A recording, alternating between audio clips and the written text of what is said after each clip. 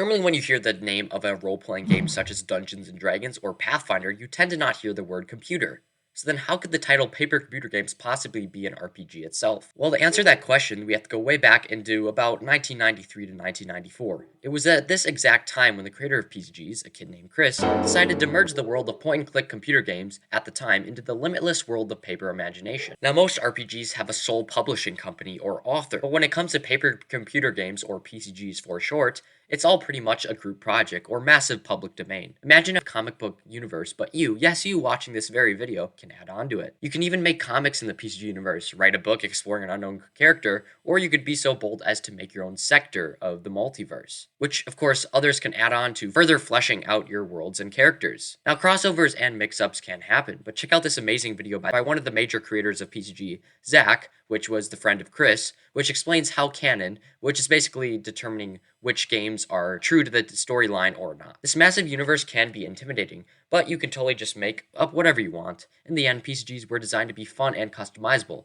not rules strict or serious. The biggest comparison between PCGs and other RPGs are the rules. Most RPGs use dice, tables, and character sheets, but PCGs use simple mechanics, hand-drawn art, role-playing, and inventory screens. Let me lay out each of them for you. PCGs work with a series of illustrated screens. The term screens derives from, well, a computer screen, except these screens show images that are either beautifully crafted or quickly drawn. The art doesn't really matter one bit, it's the gameplay where the real fun is at. Even if you want to make your own PCG, there are tons of scripted games on the shop which you can download and print out. Unlike most RPGs, PCGs have two people: the PCG master, who narrates the game, and the player, who explores the screens, talking to characters, interacting with the tricky add-ons, and solving puzzles as they go.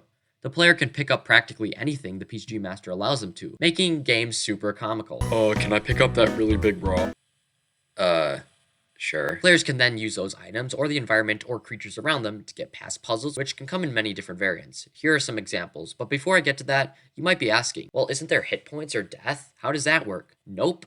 Unless the PCG master puts a cruel add-on or something, PCGs use the simple phrase save game, which basically allows the player to retry, go back in time, or do something different. It might sound too simple, but trust me, it gets a lot harder. And it forces the player to try many different solutions, not just the classic, oh, okay, I hit this guy with a spear or something, doing 10 damage of hit point. Instead, there could be some really funny solutions. Now let me get to those examples. Okay, that's you. You're a robot named Beto. What do you do?